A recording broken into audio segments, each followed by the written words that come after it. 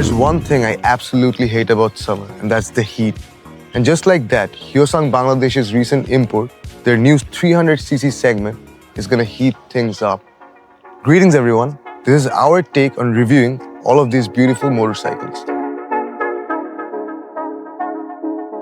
So we're pretty much commonly used to the term Hyosung because years ago we had the Hyosung GTR 125 and the GT 125, which actually did pretty well in their early times. But this new lineup, the GV lineup for Hyosung, is pretty new. GV, which stands for Grand Voyage, is a statement of traveling, cruiser, performance, Gran Turismo, and you're packing a lot of power and a lot of reliability under a package. So we're going to review 3 motorcycles: the GV350 version 2, the GV300R, and the GV300S, which is also called the Bobber. So basically, this is the first official global review for Hyosung's GV lineup of motorcycles, and I hope we can deliver. Now let's break it down and let's see what these bikes have to offer. Now starting off with the GV300S, the Bobber. It's a neoclassical American bobber-inspired design. It has a steel tubular frame construction, and what you get is a classical design and a very comfortable ergonomics fitted in a very light chassis. It weighs only around 170 kilograms. It has an engine inclination of 60 degrees, and which is a V-twin engine powered by a displacement of 295.9 cc's. And you basically get around 21.6 brake horsepower and about 26 Newton meters of torque out of this huge 300cc displacement. Now, basically what this bike feels like is a very nimble and agile machine which supports a top speed of around 160 kilometers per hour. I almost achieved a top speed this morning of around 155 kilometers, which I think is very, very impressive for such a small tubular chassis design. The frame is basically made of steel, and the ideal weight of the motorcycle is balanced and distributed throughout the whole chassis, so you don't feel like you're dropping off or you're not getting much of agility. So I think the best factor about this bike is control dynamic, the acceleration, and of course the ideal top speed. Now this bike is doing really good in the European market. It's considered to be entry level. So supporting that entry level spec, you get a telescopic front suspension and you get dual suspensions to the rear. Now the damping work for the suspensions could be a bit better. I know we're used to monoshocks more these days, but this type of setup actually supports the design language. So I don't think sticking to conventional or traditional would really hurt when you're riding a bobber-oriented or a rugged or rough motorcycle. The standard statement of this bike is speed, power, and agility. So I think considering a few things here and there, this bike does really good with the comfort itself. How the handlebar position has been set up, it's very upright and you don't feel much of a stress to the chest or shoulders, which is a very good sign. And despite being a 170 kilo motorcycle, you don't feel that weight kicking in. So in terms of longer ride or endurance rides, I think this is a very good factor. I did not find it to be uncomfortable in any sense. If you look at any competition in the 300 or 350 segment, you don't find such nimble options. So that is a very good sign. And for longer rides, you get a 12.5 liter tank. I found the mileage to be around 22 to 23 kilometers per liter in the city. So I think in highway conditions, you're going to do much better since you have an electronic fuel injection system. You don't get a traction control system, but you get ABS. And the stopping force for this bike is actually really, really good. The ABS does not misregulate. It performs and acts absolutely in precision. And I think braking is one of the strongest points for this motorcycle. And as for the design, you have a traditional headlight to the front, which is halogen. You have halogen setups to the rear as well. And for the overall layout or how this motorcycle has been set up, the ergonomics and dynamics of the bike is really, really comfortable. But for the pillion, I think this is not a pillion-friendly bike because you don't have a grab rail and the pillion might feel a bit on the downside since there's a crop setup to the rear. So despite the rider getting all the agility and all the comfort to the front, you have to balance it up a bit when you're riding with a pillion. Despite the bike having really good braking power, I think another really good factor about this bike is the engine braking. This bike has a humongous sprocket setup which supports the immense topping power with the engine braking as well.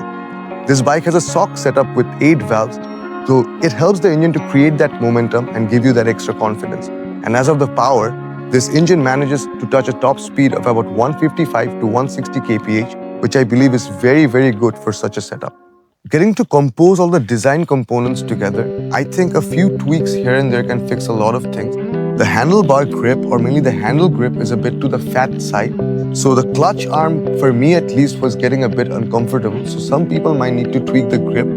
The mirrors have excellent viewing angles, so no complaints there. The Ana Digi instrument cluster makes a lot of sense because it keeps that retro vibe alive. But otherwise, I think in terms of top speed or overall performance, the dual sport tire setup from Timson is not actually helping the bike. These kind of bobber bikes require street tires or slick tires for performance mainly. So I think in the top end or in overall acceleration, this bike has really good acceleration, but for overall performance, I think a street tire would have done much better. This bike has that European standard cafe racer vibe to it, which gives it a very elegant and a bold statement.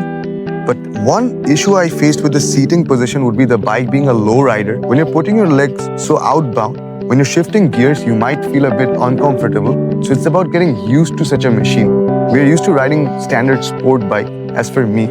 So switching to such a motorcycle suddenly, it might feel a bit hefty, but it's about getting used to the overall thing. The bike comes with a 120 section front tire with a 16-inch rim setup and a 150 section rear tire with a 15-inch rim setup, keeping the design language very, very authentic.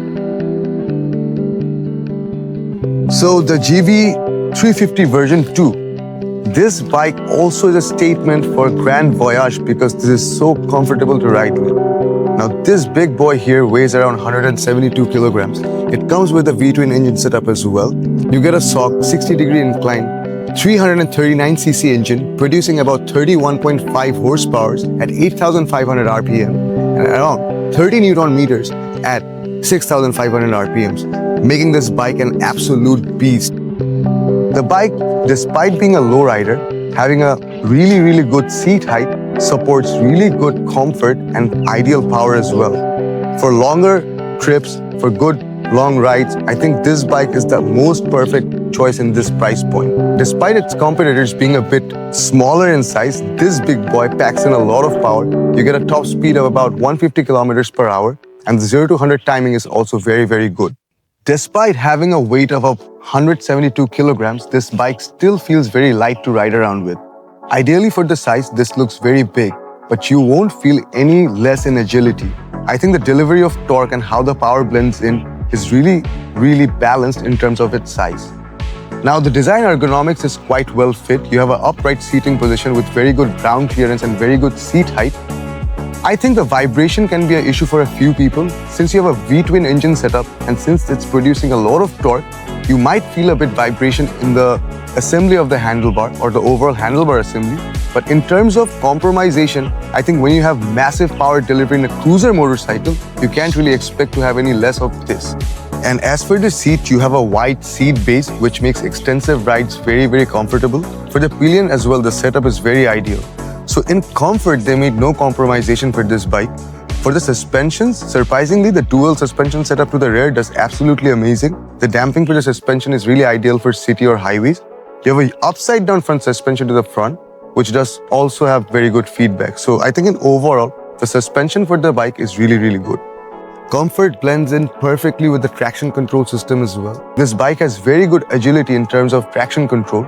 I've tried different terrains with this bike, and surprisingly, despite having such a heavy chassis weight, this bike performs absolutely amazing. When you're talking about the braking for this motorcycle, the ABS performs amazingly. I think for the rear brake, this bike has a better stopping power, and for the front brakes, the ABS don't misrespond. So I think braking is also another key element for this bike. And as for the tires for this bike, you get Timson street tires. I think the tire did absolutely amazing not being a dual sport setup because these kind of motorcycles demand a street tire setup. So you have a 150 section rear tire with a 16-inch rim setup, and you have a 120 section front tire with a 17-inch rim setup. And as for the performance of the tires in corners or in straights, this does absolutely amazing. You might feel a bit odd in wet tarmacs, but however this bike is laying out with the weight itself and with the agility, this bike does absolutely amazing. And as of the good comfort from the tire, I think this bike has a very, very good engine braking as well. This bike is belt driven. Yes, you heard me right. This bike is belt driven and the belts are from Continental. which is very, very durable as well. So in terms of engine braking, you're also getting a solid performance. The weight itself also supports the bike's stopping force. So I think in terms of braking, you'll be very, very confident. So we did talk a lot about comfort, but let's talk about being a bit uncomfortable. I think a lot of people can handle the initial heating from this bike. Any bike of such category or displacement is supposed to heat up a bit.